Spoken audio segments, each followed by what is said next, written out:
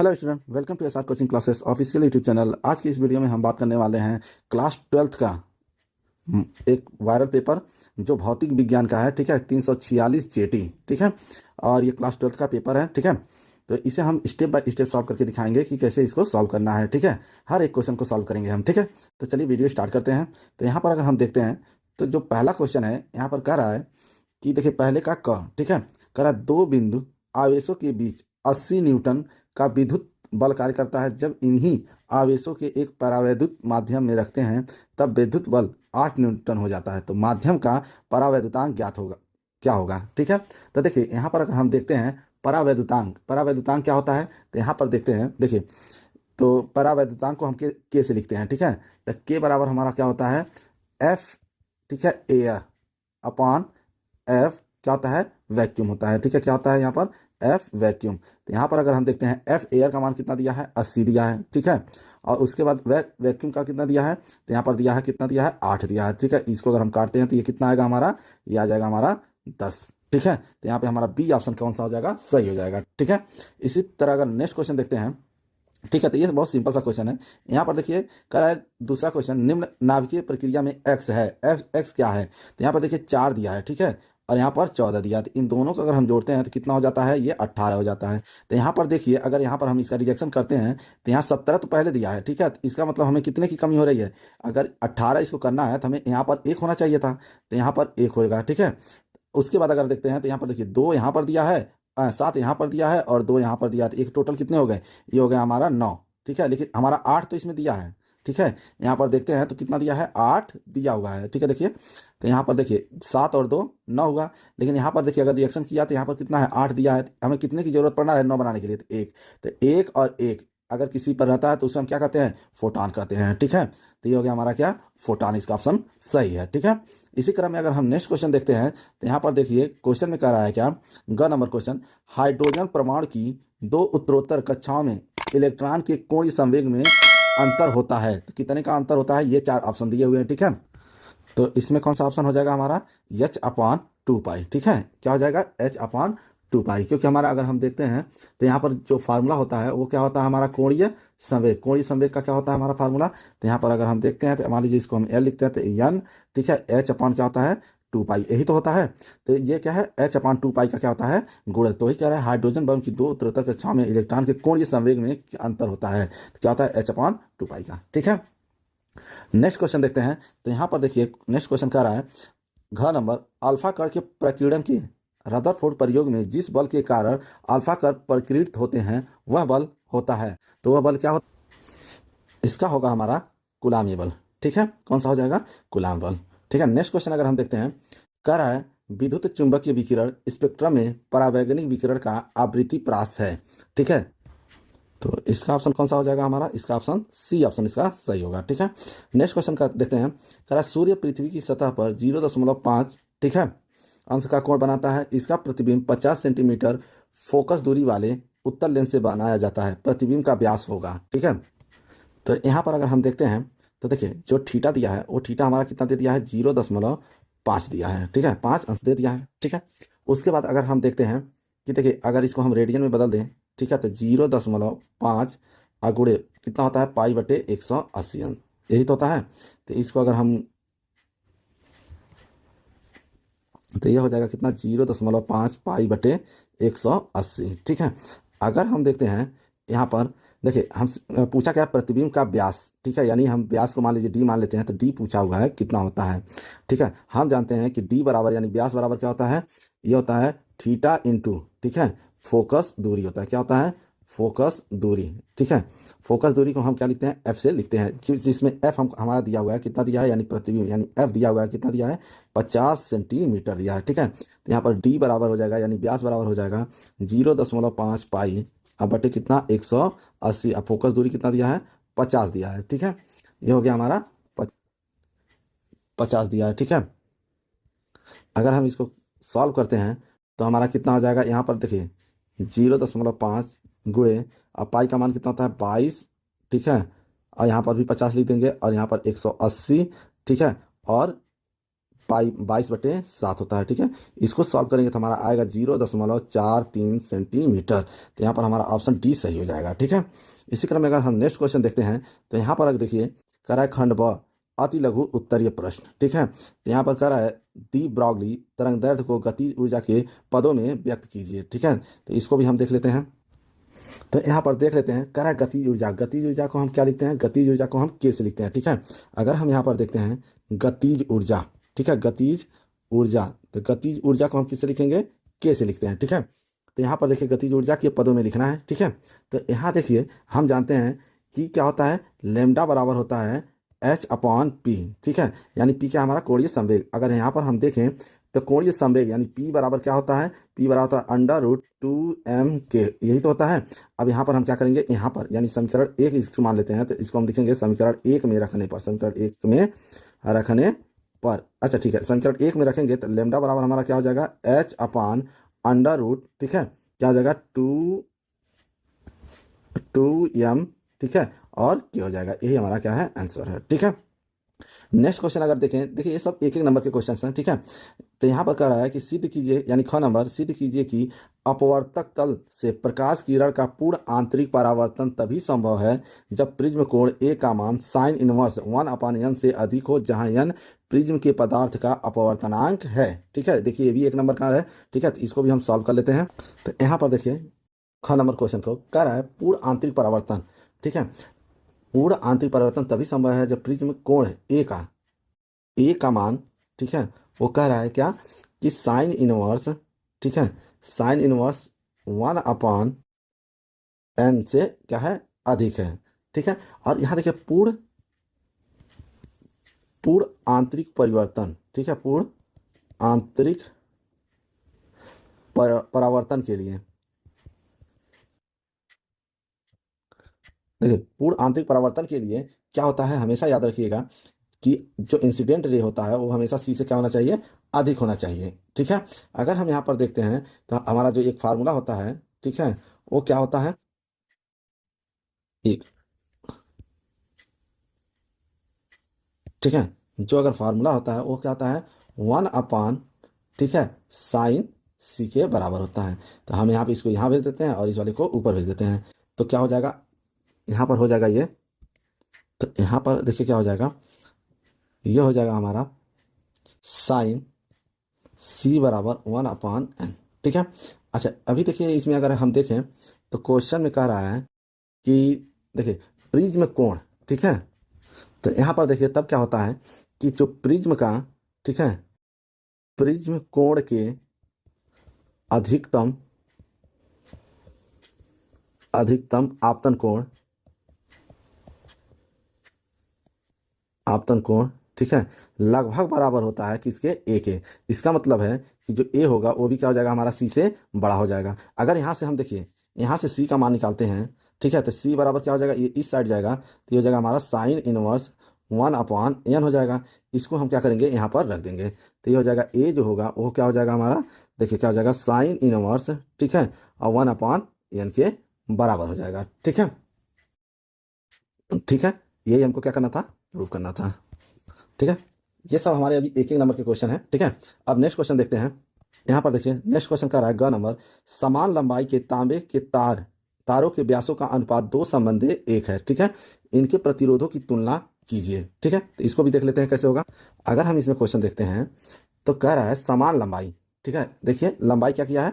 समान लंबाई का है, तो यानी जो दो तार है तो यानी L1 बराबर L2 क्या है? हमने L मान लिया क्योंकि लंबाई क्या है हमारा? समान कह रहा है। ठीक है, तो अब कह रहा है व्यासों का अनुपात, यानी हमारा D1 दिया है, वो कितना दिया है? D1 हमारा 1 दिया है। ठीक है, D1 दिया है मान के चलिए 2, ठीक है, क्योंकि ऐसे दिया है तो इसको हम मान लेते हैं कि ये हमारा D1 कितना दिया है? 2 दिया है। ठीक है, और D2 कितना दे दिया हमारा? तो D2 दे दिया हमारा कितना है? 1, मैंने मान लिया। ठीक है, उसके बाद हम जानते हैं, ठीक है, उसके बाद कह रहा है समान लंबाई के दो, ठीक है, तारों के व्यासों का अनुपात क्या है? 2:1 है, इनके प्रतिरोधों, ठीक है। अच्छा, प्रतिरोधों की अगर हम बात करें तो यहाँ पर हम जानते हैं कि अगर R1 जो होता है रो, ठीक है, L/A, ठीक है, इस पर क्या करता है? डिपेंड करता है। तो यहाँ पर दो तार है तो इसको हमने R1 मान लिया। ठीक है, इसको हमके इक्वेशन 1 कर दिया। L1 भी हम मान लेते हैं, लेकिन L1 और L2 दोनों क्या है? सेम है, तो उससे कोई फर्क नहीं पड़ेगा। अगर हम इसको R2 लेंगे तो क्या हो जाएगा? रो एल अपान A2 हो जाएगा। ठीक है, तो यहाँ पर हम क्या कर रहे हैं, डिवाइड कर दे रहे हैं, दोनों को क्या करेंगे, यहाँ पर हम डिवाइड करेंगे, तो डिवाइड करेंगे तो क्या हो जाएगा, यहाँ पर देखिए R1/R2 हो जाएगा। ठीक है, और यहाँ पर क्या हो जाएगा हमारा रो L/A1 बटे रो L/A2 हो जाएगा। तो इसका मल्टीप्लाई इसमें करते हैं और इसका इसमें करते हैं, तो R1/R2 बराबर हो जाएगा रो LA2 अपॉन, ठीक है, और ये कितना हो जाएगा रो L और A1। ठीक है, यहाँ से ये कट जाएगा, तो हमारा कितना हो जाएगा R1/R2 बराबर, ठीक है, यहाँ पर हो जाएगा A2/A1। यहाँ पर याद रखिएगा कि ये जो होता है, अगर एरिया दिया है तो डायमीटर क्या क्या होगा, इसका स्क्वायर, यानी यहाँ A2 है तो यहाँ D2 हो जाएगा, और A1 है तो D1 का स्क्वायर के बराबर होते हैं। ठीक है, ये तीनों याद रखिएगा कि ये फार्मूला होता है। ठीक है, ये बराबर होते हैं इस तरह से। ठीक है, तो यहाँ पर अगर हम देखते हैं तो देखिए, यहाँ पर अगर हम कहें कि R1/, ठीक है, R1/R2 बराबर, अगर हम D2 की बात करें तो D2 हमारा कितना दिया था, 2 दिया है, और D1 कितना दिया है। ठीक है, तो यहाँ पर हम रख लेते हैं, यानी D1 की वैल्यू है 1 और D2 की वैल्यू कितनी है, D1 की वैल्यू यहाँ पर अगर हम देखें तो D1 की वैल्यू कितनी है, 2 है। ठीक है, D1 की वैल्यू कितनी है, 2 है। ठीक, तो यहाँ पर क्या हो जाएगा हमारा, और ये हो जाएगा 2। ठीक है, इसका होल स्क्वायर, तो R1/R2 बराबर कितना हो जाएगा, 1/4। ठीक है, तो ये हमारा क्या हो जाएगा, आंसर हो जाएगा। यही पूछा है। ठीक है, इन प्रतिरोधों की तुलना कीजिए। ठीक, नेक्स्ट क्वेश्चन देखते हैं। नेक्स्ट क्वेश्चन है, अगर इसमें हम देखते हैं, घ नंबर कह रहा है प्रकाश वैद्युत प्रभाव में देहली तरंग दर से क्या तात्पर्य है। ठीक है, तो इसको भी देख लेते हैं। देखिए, इसका एक सिंपल डिफिनीशन है।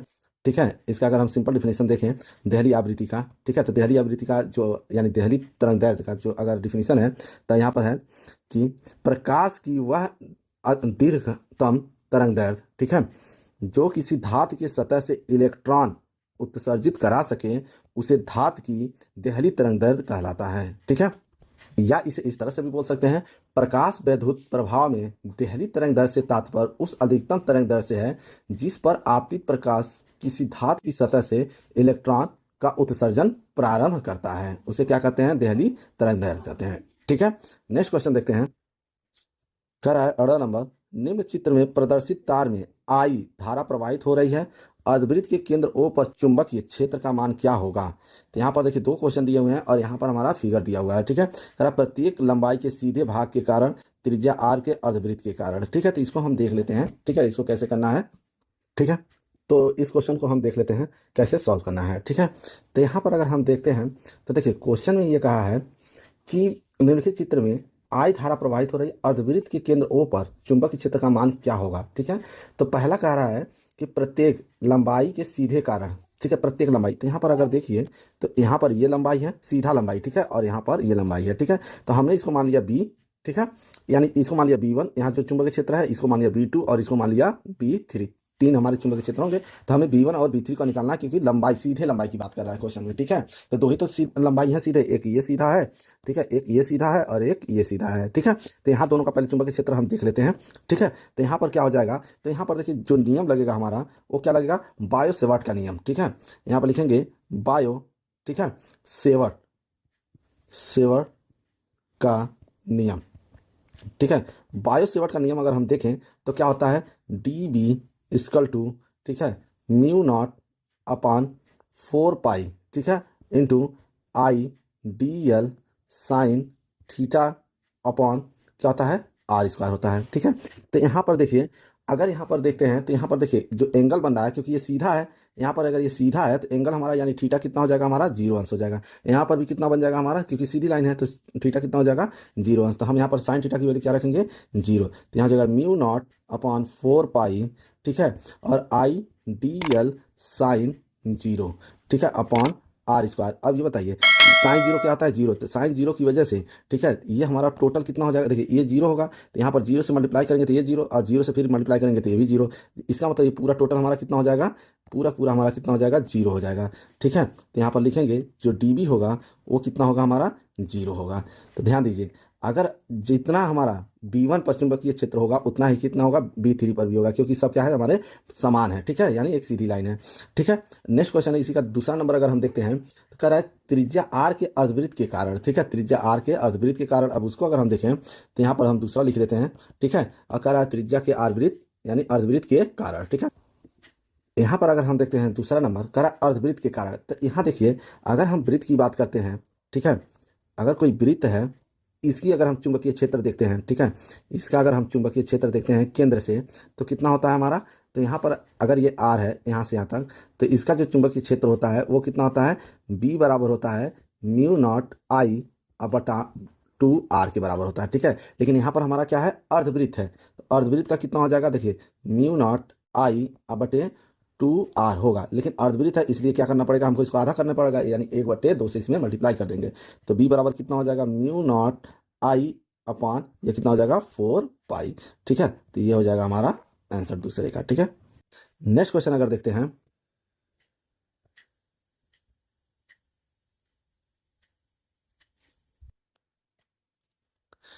कला संबंध स्रोत से आप क्या समझते हैं, ठीक है, तो क्या होता है, तो यहाँ पर देख लेते हैं कला संबंध स्रोत, ठीक है, ऐसी तरंगे जिनकी तरंग दैर्ध्य और आवृत्ति क्या हो, समान हो, ठीक है, ऐसी तरंगे जिनकी तरंग दैर्ध्य और आवृत्ति समान हो, ठीक है, उसे हम क्या कहेंगे, कला संबंध स्रोत कह देंगे, ठीक है। और या तो ऐसे भी देखिए, ये भी एक कंडीशन हो गया, दूसरा ये भी होना चाहिए, प्रकाश की तीव्रता जो आई है वो क्या होगा, समानुपाती होना चाहिए A² के, ठीक है।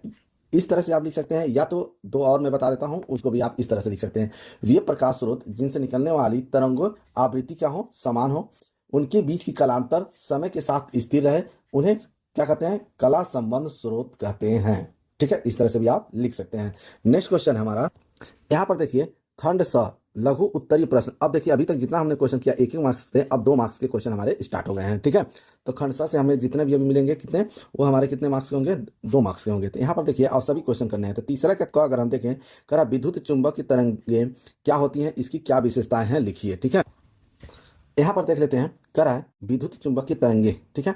तो देखिए इसको अगर हम देखें, जब किसी वैद्युत परिपथ में धारा बहुत उच्च आवृत्ति से बहती है, जो परिपथ में ऊर्जा तरंगों के रूप में चारों ओर उत्सर्जित होती है, तो इन तरंगों को विद्युत चुंबकीय तरंगे कहते हैं, ठीक है। अगर इसका हम उदाहरण देखते हैं तो उदाहरण क्या हो सकता है, उदाहरण देखिए क्या होगा, रेडियो तरंगे, ठीक है, क्या हो सकता है, रेडियो तरंगे, ठीक है।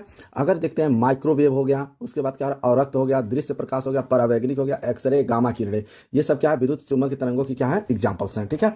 अब इसका विशेषताएं देख लेते हैं कि विशेषता क्या होता है। तो विशेषताएं इसका अगर हम देखें तो पहला है LC, ठीक है, दोलन द्वारा विद्युत चुंबक की तरंगे उत्पन्न की जाती हैं। दूसरा करा विद्युत चुंबक की तरंगे अनुप्रस्थ तरंगे होती हैं। तीसरा करा विद्युत चुंबक की तरंगों की चाल 3 × 10⁸ मीटर पर सेकेंड होती है। और चौथा करा है विद्युत चुंबक की तरंगे उदासीन होती हैं, ठीक है। ये हो गया हमारा कौन सा, कि विद्युत चुंबक की तरंगे क्या होती हैं, ठीक है। इसको आप अच्छे तरह से देख लीजिएगा, ठीक है। यहाँ पर अगर हम देखते हैं, ख नंबर क्वेश्चन कह रहा है किसी उत्तेजित हाइड्रोजन परमाणु में इलेक्ट्रॉन की ऊर्जा -3.4 इलेक्ट्रॉन वोल्ट है, इस इलेक्ट्रॉन का कोणीय संवेग ज्ञात कीजिए, ठीक है। इसको देख लेते हैं कैसे इसको सॉल्व करना है। यहाँ पर अगर हम देखें तो देखिए इलेक्ट्रॉन दे दिया हमारा, ठीक है, यानी यहाँ पर देखें तो इलेक्ट्रॉन की ऊर्जा दिया है, कितना दिया है, -3.4, यही तो दिया है इलेक्ट्रॉन वोल्ट, ठीक है। तो यहाँ पर अगर हम देखते हैं तो इलेक्ट्रॉन वोल्ट को अगर हम चेंज करें, ठीक है, तो ये हो जाएगा -3.4 गुणे, और यहाँ पर हम जानते हैं कि E बराबर EN बराबर कितना होता है, -13, ठीक है, क्योंकि हमको इसको चेंज करना है तो क्या हो जाएगा, अपॉन n² होगा, यही होगा। तो यहाँ पर देखिए इसका मान दिया हुआ है, कितना दिया है, 3.4, ठीक है, और ये हो जाएगा 13.6, और यहाँ हो जाएगा Z² अब बटे कितना हो जाएगा, देखिए n हाइड्रोजन में n, मतलब इसका n का मान कितना दिया है, n का मान नहीं दिया है यहाँ पर, ठीक है। तो किसकी बात कर रहा है, हाइड्रोजन की, ठीक है। अगर हम हाइड्रोजन की बात करते हैं तो यहाँ पर देखिए हाइड्रोजन का जो वैल्यू होता है वो कितना होता है हमारा, वो 1 होता है, ठीक है। तो यहाँ पर हमारा हाइड्रोजन यानी Z का मान कितना हो जाएगा, 1 हो जाएगा, ठीक है। तो यहाँ पर अगर हम रखते हैं तो यहाँ पर हम अगर रखेंगे तो कितना हो जाएगा हमारा, देखिए ये हो जाएगा 3.4 बराबर 13.6 गुणे जेड का मान कितना हो गया, और यहाँ पर कितना हो जाएगा एन स्क्वायर। तो यहाँ से एन स्क्वायर का मान अगर हम निकालते हैं तो 13.6/3.4। ठीक है, तो एन बराबर कितना हो जाएगा, एन स्क्वायर बराबर हो जाएगा हमारा 4। ठीक है, तो एन बराबर कितना हो गया, एन बराबर 2 हो गया। ठीक है, अब देखिए क्वेश्चन में जो पूछा है हमसे, वो पूछा क्या है, कोणीय संवेग पूछा है। ठीक है, तो कोणीय संवेग, अभी हम एक जगह इसका कोणीय संवेग का फार्मूला लिखे हैं, कोणीय संवेग। ठीक है, कोणीय संवेग का जो फार्मूला होता है, यानी ठीक है, तो कितना होता है, एन एच अपॉन कितना होता है, 2 पाई होता है। ठीक है, तो एन एन का मान कितना दिया है, एन का मान 2 दिया है, और एच का मान होता है 6.6 गुणे 10⁻⁻34। ठीक है, और ये हो जाएगा कितना हमारा, 2 पाई, पाई का मान होता है 22, और बटे 7 होगा तो 7 हम यहाँ पे लिख देंगे। ठीक है, तो इसको अगर हम काटते हैं तो कितना हो जाएगा हमारा, तो यहाँ पर हो जाएगा हमारा, देखिए आंसर कितना हो जाएगा, 2 से 2 यहाँ पर कट जाएगा। ठीक है, और अगर इसको काटते हैं तो कितना हो जाएगा, 0.3 बार में कटेगा, तो गुणा कर दीजिए, तो 7×3=21, तो ये हो जाएगा 2 ठीक है 1, और गुणे 10 कितना हो जाएगा, -34, यही होगा। तो ये हो गया हमारा कोणीय संवेग का मान हो जाएगा। ठीक है, नेक्स्ट क्वेश्चन अगर देख लेते हैं। देखिए यहाँ पर अगर आप देखते हैं नेक्स्ट क्वेश्चन, कर पोलराइड के समतल ध्रुवित प्रकाश का सूचांक कैसे करेंगे। ठीक है, तो इसको हम देख लेते हैं कि इसका क्या होगा।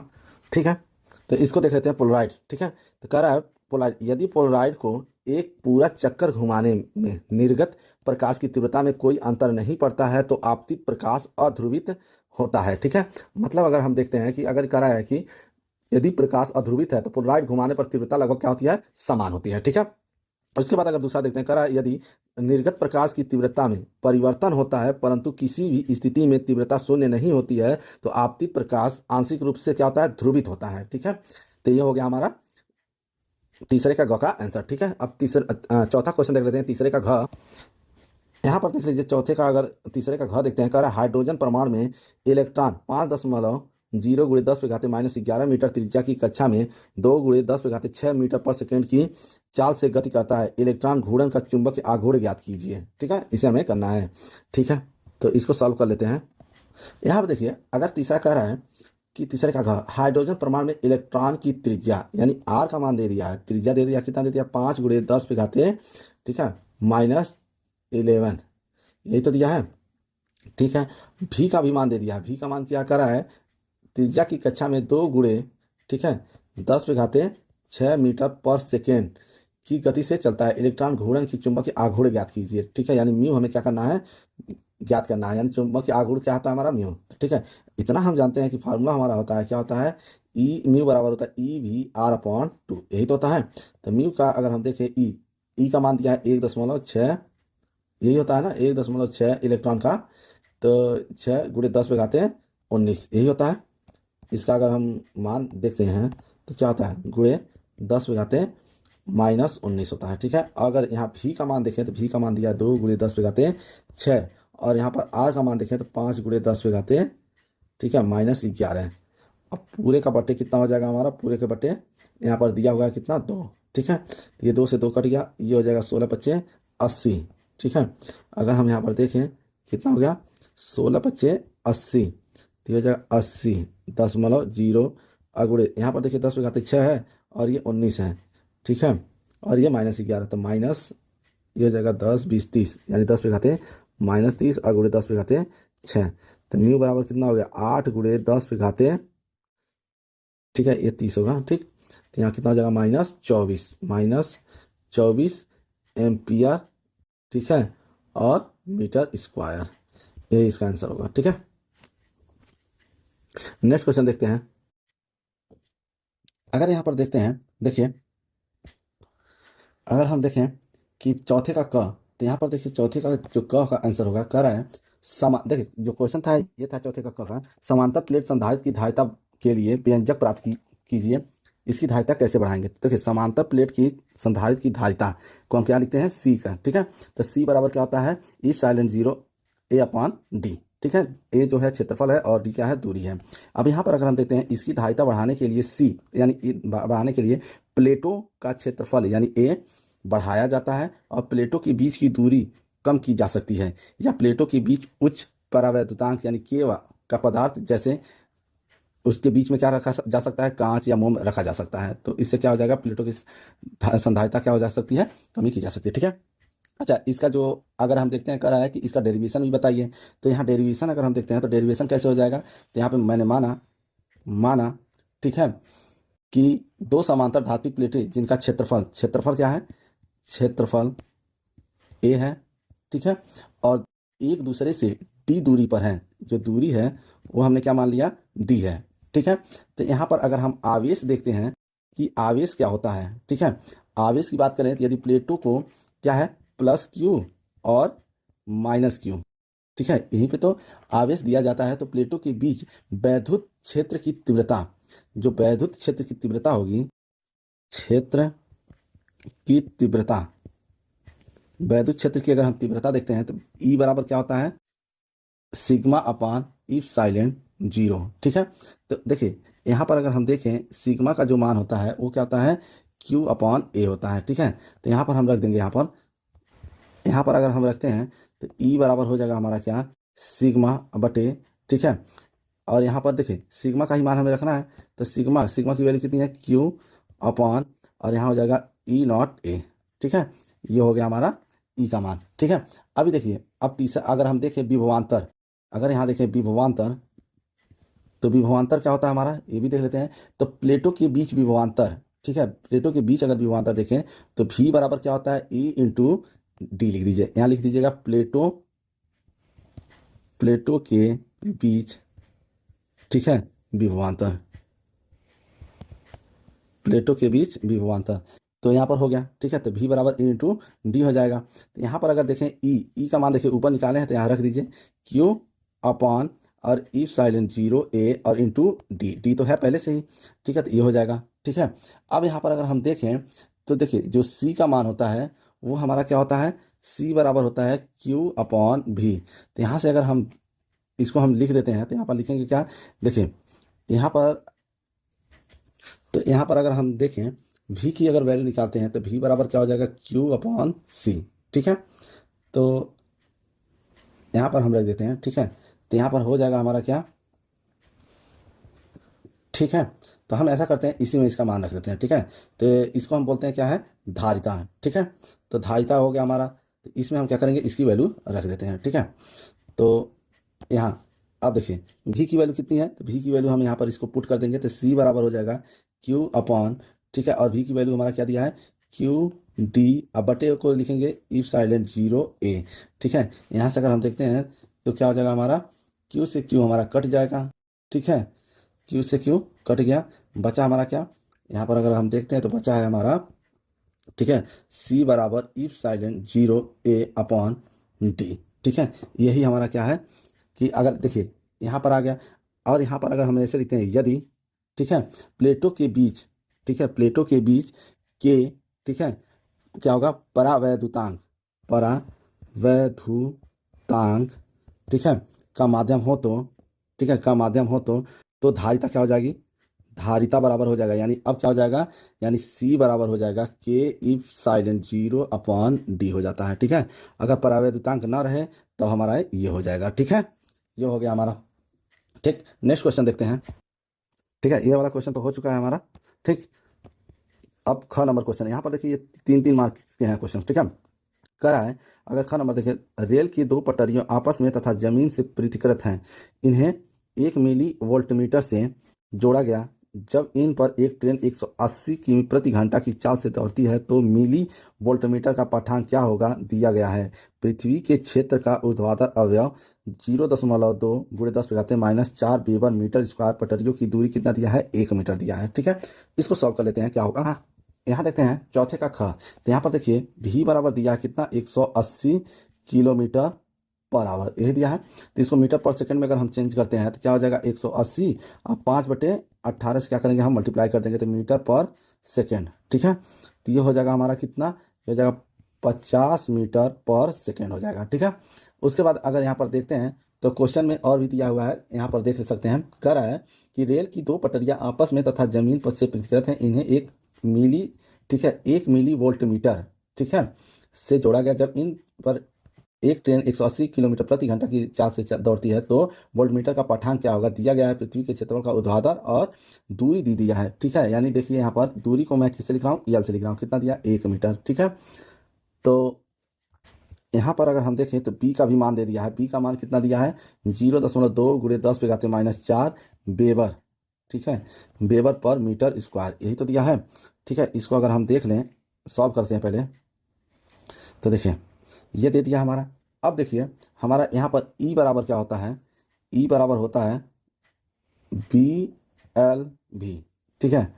अब इसको कैसे सॉल्व करना है तो यहाँ पर देख लीजिए, तो देखिए बी, यहाँ पर अगर हम देखें तो ई बराबर दिया हुआ है, बी की वैल्यू कितनी है, 0.2 गुणे 10⁻⁻4 गुणे एल का मान कितना दिया है 1, और यहाँ पर अगर हम देखें भी तो कितना दिया है, यहाँ पर 50 मीटर दिया है, ठीक है, क्योंकि हमने इसको कन्वर्ट कर दिया तो 50 मीटर पर सेकेंड, ठीक है। तो ई बराबर हमारा कितना हो जाएगा, यहाँ पर ई देखते हैं तो 10 गुणे 10⁻⁻4, तो ई बराबर कितना हो जाएगा, तो इसको 1 गुणे 10⁻⁻4 यानी -3, ठीक है, तो ये हो जाएगा, ठीक है। अगर इसको हम कन्वर्ट करते हैं मिली में तो कितना हो जाएगा, 1 मिली, ठीक है, कर देते हैं वोल्ट, ये हो गया हमारा क्या आंसर हो गया, ठीक है। नेक्स्ट क्वेश्चन देखते हैं। यहाँ पर अगर देखते हैं नेक्स्ट क्वेश्चन तो कह रहा है तरंगार्ग से क्या अभिप्राय है, हाइगेंस की तरंग सिद्धांत से क्या से प्रकाश के परावर्तन की व्याख्या कीजिए। तो ठीक है, चलिए इसको भी कर लेते हैं। तो इसको अगर हम देखते हैं तो इसका क्या होगा, तो देखिए यहाँ पर लिख सकते हैं हम कि एक ही कला, ठीक है, यानी कला का मतलब है फेज में कंपन करने वाले माध्यम के कणों का काल्पनिक पृष्ठ है जहां प्रकाश की किरणें इसके लंबवत चलती हैं। हाइगेंस के सिद्धांत के अनुसार तरंगार्ग के सभी बिंदु द्वितीयक तरंगिकाओं के स्रोत हैं जो एक नया तरंगार, ठीक है, यानी परावर्तित तरंगार बनाते हैं जिससे आपतन कोण आई सदैव परावर्तन कोण आर के बराबर होता है, ठीक है। और इसका जो डेरिवेशन होगा, ठीक है, वो डेरिवेशन मैं पीडीएफ प्रोवाइड करा दूंगा, आप लोग वहां से देख लीजिएगा, ठीक है। नेक्स्ट क्वेश्चन अगर हम देखते हैं तो यहाँ पर देखिए नेक्स्ट क्वेश्चन कर रहा है घ नंबर, कर रहा है पीएन संधि डायोड का अग्र अभिनत में प्रतिरोध 25 ओम है, अग्र अभिनत वोल्टेज में कितना परिवर्तन किया जाए कि धारा में 2 एम्पियर का परिवर्तन हो जाए, ठीक है। यहाँ देखते हैं चौथे का घ का उत्तर, देखिए कर रहा है पीएन संधि डायोड का अग्र अभिनत में प्रतिरोध यानी आर का मान दे दिया है, आर का मान कितना दिया है 25 ओम दिया है, ठीक है। अगर इसी में डेल्टा आई भी दे दिया, हमारा कितना दे दिया है 2 दे दिया है, तो इसको हम कन्वर्ट कर देते हैं, ठीक है, एम्पियर में, तो 2 गुणे 10 पे घाते कितना हो जाएगा -3 एम्पियर हो जाएगा, ठीक है। उसके बाद अगर देखते हैं हम तो भी बराबर क्या होता है हमारा आई आर होता है, ठीक है, भी बराबर आई आर, ठीक। तो यहाँ पर अगर हम देखें तो देखिए आई की वैल्यू दिया है कितना 2 गुणे, ठीक है, 10 पे घाते -3 गुणे 25, तो ये कितना हो जाएगा 25 दूनी 50 गुणे 10 पे घाते -3, ठीक है, तो कितना हो जाएगा ये हमारा 5 गुणे 10 पे घाते -2, और ये हो जाएगा हमारा कितना वोल्ट, ठीक है। ये हो गया हमारा आंसर। नेक्स्ट क्वेश्चन देखते हैं। नेक्स्ट क्वेश्चन कर रहा है वाटहीन धारा से क्या अभिप्राय है, ठीक है, और उसके बाद कर रहा है 15 माइक्रोन, ठीक है, का एक संधारित्र 220 वोल्ट, ठीक है, 50 हर्ट्ज के एसी स्रोत से जोड़ा गया है, परिपथ का प्रतिघात तथा प्रत्यावर्ती धारा के वर्ग के माध्यम मूल मान ज्ञात कीजिए, ठीक है। इसको भी हम देख लेते हैं। चौथे का हम ऑर्डर नंबर क्वेश्चन देखते हैं। तो वाटहीन धारा, ठीक है, वाटहीन धारा ऐसा प्रत्यावर्ती धारा जिसके लिए प्रत्यावर्ती धारा परिपथ में व्यय शक्ति शून्य हो उसे वाटहीन धारा कहते हैं, ठीक है। इसका डेरिवेशन भी अगर हम देख लें तो यहाँ पर देखिए जो अगर हम क्वेश्चन देखते हैं तो ठीक है, ठीक है, हम इस क्वेश्चन को देख लेते हैं। तो पहले देख लेते हैं दिया क्या क्या है इसमें, तो यहाँ लिखेंगे दिया है, ठीक है, देखते हैं। पहला दिया धारिता, धारिता यानी सी दिया हुआ है, कितना दिया है 15 दे दिया है, ठीक है। उसके बाद अगर हम देखते हैं वोल्टेज भी दे दिया है, वोल्टेज यानी वी का मान भी दे दिया, कितना दे दिया है वी आर एम एस दिया है, ठीक है। तो यहाँ लिखोगे V R M S root mean square, ठीक है, यानी कितना दे दिया है 220 वोल्ट दे दिया है, ठीक है। आवृत्ति दे दिया है, आवृत्ति दिया है यानी एफ दिया है कितना 50 हर्ट्ज, यही दिया है। तो अगर हम देखें इसमें जो पहला हमें निकालना है, ठीक है, वो हमें क्या निकालना है, तो पहला क्वेश्चन जो है धारिता यानी धारतीय प्रतिघात निकालना हमें। तो यहाँ पर लिखेंगे जो पहला है वो क्या निकालना है धारितीय, ठीक है, धारतीय प्रतिघात, प्रतिघात यानी हमें एक्स सी की गणना करना है, ठीक है। तो यहाँ पर हम देखते हैं एक्स सी कितना होगा, तो देखो जो एक्स सी होता है वो होता है हमारा 1/√2 2πfc यही होता है।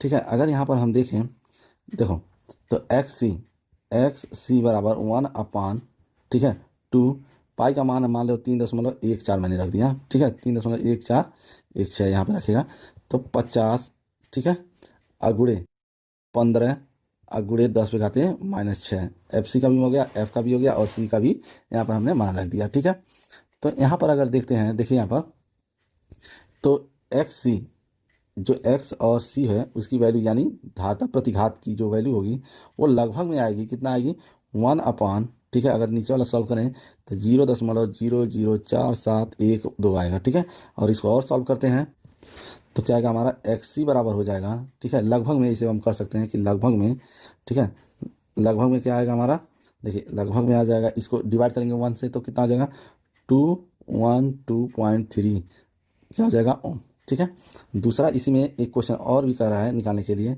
तो वो भी देख लेते हैं। तो यहाँ पर देखिए दूसरा क्वेश्चन जो है, इसका अगर दूसरा निकालते हैं तो कह रहा है धारा का वर्ग माध्य मूल, ठीक है, धारा का वर्ग माध्य मूल यानी IRMS, ठीक है, IRMS, तो क्या हो जाएगा यहाँ पर, IRMS बराबर कितना होता है, VRMS अब बटे XC। ठीक है, तो IRMS बराबर कितना हो जाएगा, 220 बटे कितना हो जाएगा, 212.3। ठीक है, तो IRMS अगर हम लगभग में देखें तो कितना हो जाएगा, 1.036 एंगस्ट्रॉम आएगा। ठीक है, यही हमारा आंसर है। यहाँ पर भी हमारा एक आंसर आ चुका है और एक पहले आया। ठीक है, तो ये हो गया। नेक्स्ट क्वेश्चन अगर हम देखते हैं तो नेक्स्ट क्वेश्चन देख लेते हैं क्या लिखा है। अब देखते हैं 5वां का कहकर प्रत्यावर्ती धारा जनित्र का सिद्धांत एवं कार्यविधि लिखिए। ठीक है, ठीक है, इसका आंसर देख लेते हैं। कह रहा है कि प्रत्यावर्ती धारा जनित्र Faraday's law of electromagnetic induction पर आधारित है। ठीक है, सिद्धांत क्या है, जब किसी कुंडली यानी कॉइल को चुंबकीय क्षेत्र में घुमाया जाता है तो कुंडली में चुंबकीय फ्लक्स परिवर्तन होता है, जिसके कारण उसमें विद्युत वाहक बल यानी ईएमएफ उत्पन्न होता है। यही ईएमएफ प्रत्यावर्ती धारा एसी उत्पन्न करता है। ठीक है, अब इसका जो सूत्र होता है वो अगर हम देखते हैं तो क्या होगा हमारा, देखिए ई बराबर होता है हमारा, ई बराबर होता है NA, ठीक है, BW साइन, ठीक है, ओमेगा टी होता है। ठीक है, क्या होता है, ओमेगा टी होता है। ठीक, अब यहाँ पर अगर हम देख लेते हैं कि यहाँ पर क्या क्या है, तो देखिए जो एन होता है, एन होता है हमारा क्या, कुंडल के चक्रों की संख्या। ठीक है, और जो ए होता है वो क्या होता है हमारा, कुंडल का क्षेत्रफल। ठीक, अगर बी की हम बात करें, बी हमारा क्या होता है, चुंबकीय क्षेत्र, और ओमेगा यानी कोणीय वेग होता है। ये क्या होता है हमारा, कोणीय वेग होता है। ठीक है, उसके बाद अगर यहाँ पर हम देखें कार्यविधि, ठीक है, कार्यविधि, कार्यविधि क्या होता है इसका, तो देखिए कार्यविधि में अगर हम देखें तो पहला हमारा जो कार्यविधि होता है, कह रहा है एक आयताकार कुंडल को शक्तिशाली चुंबक के ध्रुवों के बीच रखा जाता है। ठीक है, दूसरा अगर हम देखें तो किसी कुंडल को यांत्रिक संसाधन जैसे टरबाइन से घुमाया जाता है। अगर तीसरी बात अगर हम देखते हैं तो कुंडल के घूमने से चुंबकीय फ्लक्स बदलता है। ठीक है, ये हमारा क्या है, कार्यविधि है। ठीक है, कैसे कैसे काम करता है। उसके बाद अगर हम चौथे नंबर पे देखते हैं तो क्या होता है, फ्लक्स परिवर्तन के कारण कुंडल में जो होता है ईएमएफ उत्पन्न होता है। ठीक है, और उसके बाद क्या होता है, स्लिपिंग रिंग और ब्रश के माध्यम से धारा बाहरी परिपथ में जाती है। अगर इसी क्रम में आगे हम देखें तब क्या होता है, कुंडल के आधा चक्कर पूरा करने पर धारा की दिशा बदल जाती है। ठीक है, इसलिए उत्पन्न धारा प्रत्यावर्ती धारा कहलाती है। ये था इसका कार्यविधि। ठीक है, और इसके कुछ भाग होते हैं मुख्य, जैसे मुख्य भाग कौन कौन से हैं, तो इसका मुख्य भाग होता है हमारा चुंबक की, ठीक है, यानी मैग्नेट। दूसरा होता है कुंडल यानी आर्मेचर जिसे बोलते हैं, स्लीपिंग रिंग, ठीक है, उसके बाद ब्रश और ध्रुव यानी एक्सल होते हैं। ठीक है, ये इसके क्या है, मुख्य भाग होते हैं। ठीक है, नेक्स्ट क्वेश्चन देखते हैं। 5वें का ख देखिए, कह रहा है एफ फोकस से दूरी एक उत्तल लेंस एक वस्तु एक पर्दे के बीच कहीं रखा जाता है। पर्दे तथा वस्तु के बीच की दूरी x है। यदि लेंस का आवर्धन m है तो सिद्ध कीजिए कि f बराबर nm/m+1 का होल स्क्वायर, यही होता है। ठीक है, इसको हम सिद्ध कर लेते हैं, देखते हैं कैसे होगा। अब 5वें का ख अगर देखते हैं तो ये देखिए मैंने यहाँ पर इसको सॉल्व कर दिया है। ठीक है, आप लोग इस क्वेश्चन को देख लीजिएगा, स्क्रीनशॉट ले लीजिएगा। ठीक है, इसके बाद मैंने यहाँ पर किया है। ठीक,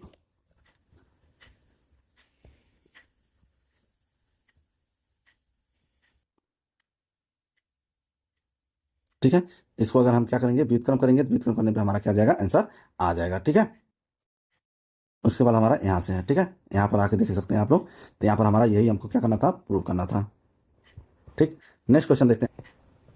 नेक्स्ट क्वेश्चन देखिए, यहाँ पर कह रहा है ग नंबर, प्रकाश के ध्रुवण से क्या तात्पर्य है, परावर्तन के द्वारा समतल ध्रुवित प्रकाश उत्पन्न करने की किसी विधि का वर्णन कीजिए। ठीक है, तो इसको भी देख लेते हैं। ठीक है, इसको मैं समझा दे रहा हूँ, आप लोग लिख लीजिएगा। देखिए, प्रकाश के ध्रुवण का तात्पर्य, ठीक है, अध्रुवित प्रकाश जिसमें कंपन यानी सभी दिशाओं में होते हैं। ठीक है, इसको ब्रैकेट में लिख सकते हैं।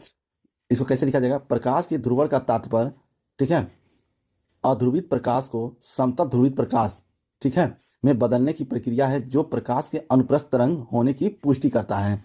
ठीक, परावर्तन द्वारा ध्रुवण बूस्टर के नियम पर आधारित है। अब यहाँ पर देख लीजिए, यहाँ पर क्वेश्चन में और भी कहा है परावर्तन द्वारा समतल ध्रुवित प्रकाश उत्पन्न करने की कार्यविधि। तो यहाँ परावर्तन द्वारा समतल ध्रुवित प्रकाश उत्पन्न करने की कार्यविधि, देखिए विधि हम बता रहे हैं आपको।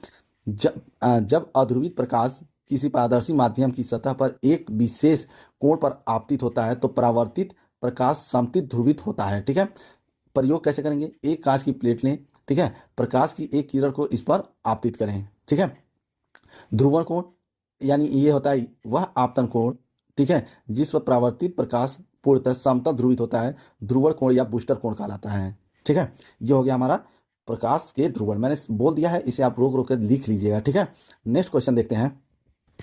अगर नेक्स्ट क्वेश्चन देखते हैं, पांचवें का, किसी वैद्युत ध्रुवित को एक समान विद्युत क्षेत्र में संतुलन की स्थिति में थीटा कोण घुमाने में किए गए कार्य के लिए सूत्र प्राप्त कीजिए। ठीक है, या इसको कीजिए या अथवा यहाँ पर दिया है, कर हाइड्रोजन परमाणु में एक इलेक्ट्रॉन नाभिक के चारों ओर 5×10⁻⁻11 मीटर त्रिज्या की कक्षा में 2.2×11×10⁻6 मीटर पर सेकंड की चाल से चक्कर लगाते हैं। इसके समतुल्य वैद्युत धारा का मान ज्ञात कीजिए। ठीक है, इन दोनों में से किसी एक को करना है। ठीक है, यहाँ पर अगर देखिए पांचवें का घ, ठीक है, पांचवें का घ का मैंने आंसर यहाँ पर लिख दिया है, आप लोग अच्छी तरह से इसको देख लीजिएगा। ठीक है, अगर पीडीएफ चाहिए आपको तो कमेंट बॉक्स में हमें कमेंट कीजिएगा, हम आपको पीडीएफ प्रोवाइड करा देंगे। ठीक है, मैं अपने टेलीग्राम चैनल पर भी इसको डाल दूंगा, वहाँ से आप जाके इसको क्या करिएगा, देख लीजिएगा। ठीक है, और ये है, ठीक है, यहाँ तक हो जाएगा हमारा ये जो प्रूव करना था। ठीक, नेक्स्ट क्वेश्चन देखते हैं। नेक्स्ट क्वेश्चन कर रहा है, किरचॉफ का धारा एवं वोल्टेज संबंधी नियम लिखिए। ठीक है, तो इसको भी देख लेते हैं क्या होगा। यहाँ पर देखिए, जो किरचॉफ का नियम होता है, देखिए किरचॉफ के नियम को हम केसीएल से भी कर सकते हैं। तो यहाँ पर मैं बोल दे रहा हूँ, आप लोग समझ लीजिएगा। ठीक है, और इसको लिख लीजिएगा पहले। कह रहा है किरचॉफ की धारा नियम यानी केसीएल, जिसे जंक्शन नियम भी कहते हैं। किरचॉफ के नियम को क्या बोला जाता है, जंक्शन नियम भी बोला जाता है। ठीक है, इसके अनुसार किसी विद्युत परिपथ के एक नोड, ठीक है, पर आने वाली कुल धारा उस जंक्शन से बाहर जाने वाली कुल धारा के बराबर होती है। ठीक है, इसका सिंपल सा डिफिनीशन है। देखिए क्या कह रहा है, किसी भी विद्युत परिपथ के एक नोड, ठीक है, यानी जंक्शन पर आने वाली कुल धारा उस जंक्शन से बाहर जाने वाली कुल धारा के बराबर होती है। ठीक है, यह नियम आवेश संरक्षण सिद्धांत यानी कंजर्वेशन ऑफ चार्ज पर आधारित है। इसका अर्थ है कि जंक्शन पर धारा न तो नष्ट होती है और न ही उत्पन्न होती है। ठीक है, और इसमें क्वेश्चन में और भी कहा है कि इससे संबंधित नियम लिखिए। ठीक है, तो इसमें कुछ नियम है, वो भी देख लीजिए क्या होता है। कह रहा है कि एक जंक्शन पर सभी धाराओं का बीजगणित योग यानी अलजेब्रिक योग क्या होता है, शून्य होता है। इसका मतलब कि जो हम अगर अलजेब्रिक सम यानी आई बराबर क्या होना चाहिए, इसमें 0 होता है। ठीक है, ये होता है। ठीक, चाहे आई इन हो चाहे आई आउट हो, दोनों क्या होगा, हमारा 0 के बराबर होगा। ठीक है, उसके बाद कह रहा है चिन्ह परिपटी यानी जंक्शन को ओर आने वाली धनात्मक माना जाता है, जंक्शन से बाहर जाने वाली, ठीक है, जंक्शन से बाहर जाने वाली धारा को ऋणात्मक माना जाता है। ठीक है, ये था। अब नेक्स्ट क्वेश्चन देखते हैं। यहाँ पर देखते हैं 18 नंबर। यहाँ देखिए दीर्घ उत्तरीय प्रश्न 6वां। ठीक है, कह रहा है पीएन संधि डायोड अर्ध तरंग दृष्टिकारी के रूप में कैसे प्रयुक्त किया जाता है, सरल परिपथ बनाकर इसकी कार्यविधि समझाइए। ठीक है, या यहाँ पर देखिए, या क्या करना है, एक अल्फा कण बोल्ट भी बोल्ट के विभवांतर से त्वरित होकर एक नाभिक के परमाणु क्रमांक जेड से टकराता है। यदि कण की नाभिक के निकटतम पहुंचने की दूरी r है तो सिद्ध कीजिए कि 14.4 × Z/v एंगस्ट्रॉम है। ठीक है, तो देखिए इसमें से कोई भी करेंगे तो क्या हमारा 5 नंबर का क्वेश्चन है। ठीक है, तो यहाँ पर हम इस वाले क्वेश्चन को हम कर लेते हैं। ठीक है, ठीक है, यहाँ पर देखिए 6वें का मैंने अथवा यहाँ पर देखिए कर दिया है। ठीक है, आप इसे अच्छे तरह से देख लीजिएगा, यहाँ पर इसका आंसर है। ठीक है, इसे अच्छे तरह से नोट कर लीजिएगा आप लोग। ठीक है, नेक्स्ट क्वेश्चन देखते हैं। अगर नेक्स्ट क्वेश्चन देखें तो कह रहा है 7वां, प्रकाश वैद्युत प्रभाव क्या है, इसके नियम लिखिए। आइंस्टीन के प्रकाश वैद्युत प्रभाव समीकरण 1/2 mv² = h v - μ0 की स्थापना कीजिए, यानी V नॉट की स्थापना कीजिए। ठीक है, इसको भी देख लेते हैं। देखिए इसमें भी क्या है हमारा अथवा है, या तो 5 नंबर इसमें मिलेंगे या तो आपको 5 नंबर, इन दोनों में से कोई एक क्वेश्चन करना है। और दूसरा क्वेश्चन करा, दो समांतर तारों के बीच की दूरी 0.6 मीटर है, समान धारा एक ही दिशा में बह रही है, दोनों के बीच प्रति मीटर लंबाई पर लगने वाला आकर्षण बल 3 × 10⁻³ न्यूटन है, प्रत्येक तार में धारा का मान ज्ञात कीजिए। ठीक है, तो इसमें हम कर लेते हैं क्वेश्चन।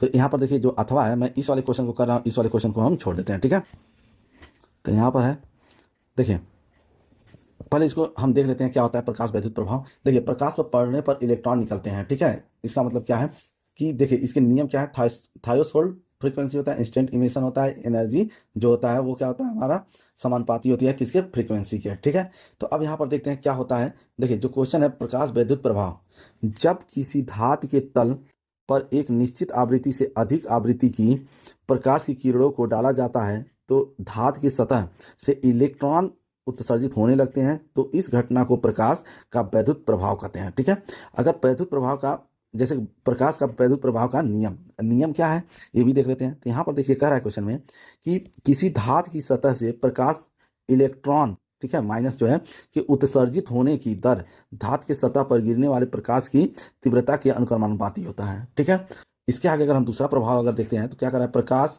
इलेक्ट्रॉन की अधिकतम गतिज ऊर्जा आपतित प्रकाश की आवृत्ति बढ़ाने पर बढ़ती है। ठीक है, अगर इसी तरह हम तीसरा प्रभाव देखते हैं तो यदि आपतित प्रकाश की आवृत्ति एक न्यूनतम आवृत्ति से कम है तो आवृत्ति की सतह से कोई इलेक्ट्रॉन उत्सर्जित नहीं होगा। ठीक है, और क्वेश्चन में देखिए कहा था कि, ठीक है, यहाँ पर, ठीक है, आइंस्टीन का समीकरण बनाइए। ठीक है, तो आइंस्टीन का समीकरण भी है, तो ये होता है हमारा क्या, आइंस्टीन का समीकरण होता है। ठीक है, इसको हमने यहाँ पर लिख दिया है, इसको आप लोग अच्छे से देख लीजिएगा। ठीक है, नेक्स्ट क्वेश्चन देखते हैं।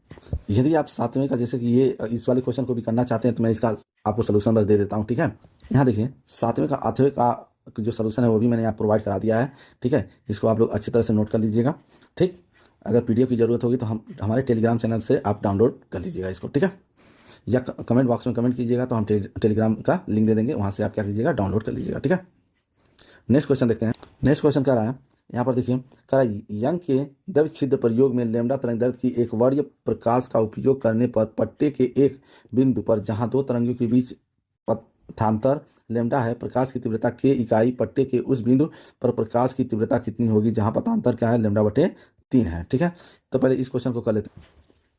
यहाँ पर देखिए कह रहा है, यंग के द्विध्रुवी प्रयोग में लैम्डा तरंगदैर्घ्य का एक वर्ग प्रकाश का उपयोग करने पर पट्टे के एक बिंदु पर जहां दो तरंगों के बीच पथांतर लैम्डा प्रकाश की तीव्रता के इकाई पट्टे के उस बिंदु पर प्रकाश की तीव्रता कितनी होगी जहां पथांतर क्या है,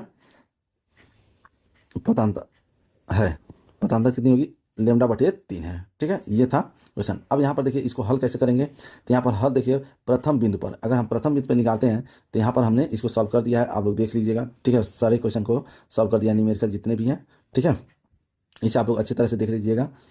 नेक्स्ट क्वेश्चन देखते हैं, यहाँ पर देख लेते हैं अथवा कह रहा है कि एक पतली झिल्ली द्वारा एक बड़ी प्रकाश के विवर्तन की विवेचना कीजिए, केंद्रीय उच्चतम की कोणीय चौड़ाई का व्यंजक ज्ञात कीजिए। ठीक है, अब 9 नंबर अगर हम क्वेश्चन करते हैं, इसको तो हम कर चुके हैं, इसको नहीं किए हैं। ठीक है, अब इन दोनों में से एक क्वेश्चन को हमें करना है। कर रदरफोर्ड के परमाणु मॉडल का वर्णन कीजिए, इस मॉडल की कमियों को बोहर मॉडल ने कैसे दूर किया, या तो इसे कीजिए या अथवा नाविकों का वर्गीकरण कीजिए, प्रत्येक का उदाहरण देते हुए विशेषताएं लिखिए। ठीक है, ठीक है, यहाँ पर देखिए मैंने सारे क्वेश्चन कर चुका है, 6वां था। ठीक है, जो भी क्वेश्चन थे पहले के यहाँ पर है, इस पीडीएफ में सब कुछ आपको मिल जाएगा। ठीक है, यहाँ पर देखिए 9वां क्वेश्चन जो हमें करना है, तो 9वें क्वेश्चन को अगर हम देखते हैं तो कह रहा है, रदरफोर्ड के परमाणु मॉडल का वर्णन कीजिए, इस मॉडल की कमियों को बोहर मॉडल ने कैसे दूर किया। ठीक है, तो यहाँ पर रदरफोर्ड का परमाणु मॉडल, ठीक है, यहाँ पर देखिए यहाँ पर बना दिया गया है। ठीक है, कैसे हुआ था, उसके बाद अगर देखते हैं तो देखिए यहाँ पर कह रहा है, अधिकांश अल्फा कण बिना विचलित हुए सीधे निकल जाते थे। ठीक है, मैंने यहाँ पर पूरा लिख दिया है, बहुत कम अल्फा कण टकराकर वापस आते थे। निष्कर्ष क्या है, इससे यह पता चला कि परमाणु का अधिकांश भाग खोखला होता है। ठीक है, दूसरी बात अगर देखिए, परमाणु का संपूर्ण धनावेश तथा लगभग संपूर्ण द्रव्यमान परमाणु के भीतर एक छोटे से स्थान में केंद्रित होता है, तो इस स्थान को रदरफोर्ड ने नाभिक नाम दिया। ठीक है, अगर इसी तरह अगर हम देखते हैं तीसरे नंबर पर, नाभिक का आकार लगभग 10⁻⁻14 होता है, परंतु नाभिक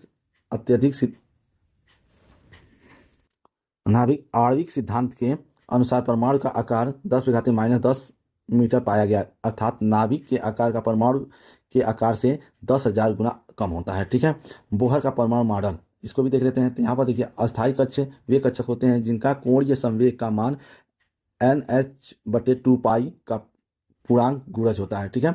और अगर इसका दूसरा नंबर अगर हम देखें तो क्या हो जाएगा हमारा, किसी परमाणु में इलेक्ट्रॉन नाभिक के चारों ओर खुद निश्चित त्रिज्या वाले वृत्ताकार कक्षा में एक ही चक्कर लगाते हैं। सभी कक्षाओं में नहीं, इन कक्षाओं को अस्थायी कक्षक कहा जाता है, ठीक है। अगर नेक्स्ट नंबर क्वेश्चन देखते हैं तो यहाँ नेक्स्ट देखते हैं तो कह रहा है इलेक्ट्रॉन ऊर्जा का अवशोषण या उत्सर्जन तब करता है जब इलेक्ट्रॉन नियम, ठीक है, ऊर्जा से उच्च ऊर्जा स्तर में जाए और उच्च ऊर्जा स्तर से निम्न ऊर्जा स्तर में जाए, ठीक है। तो उसे हम क्या कहेंगे, का सिद्धांत होता है, ठीक है। अब यहाँ पर देखिए मैंने यहाँ पर लिख दिया कि एच म्यू बराबर क्या होता है, ई इनिशियल माइनस ई फाइनल, ठीक है। ये पिछले वाले वीडियो में मैंने इसको समझा दिया था अच्छी तरह से, ठीक है। नेक्स्ट क्वेश्चन देखते हैं, ठीक है। यहाँ पर तो नाभिक का वर्गीकरण कीजिए, ठीक है। तो मैंने इस वाले क्वेश्चन को कर दिया तो इसको नहीं करूँगा, ठीक है। ठीक, मैंने इस वीडियो में सब आपका देखिए चौथे का गव्य जितना मैंने बोलकर अभी कुछ क्वेश्चन समझाए हैं यहाँ पर सारे सभी क्वेश्चन इस पर मैंने मेंशन कर दिया है, ठीक है। इस पीडीएफ में है। यदि आपको ये पीडीएफ चाहिए तो हमें कमेंट कीजिएगा, मैं आपको इसका लिंक दे दूंगा, आप वहाँ से इस पीडीएफ को डाउनलोड करके अपना प्रिंट करा के पढ़ सकते हैं, ठीक है। यदि यह वीडियो पसंद आई हो तो वीडियो को लाइक कीजिए, चैनल को सब्सक्राइब कीजिए।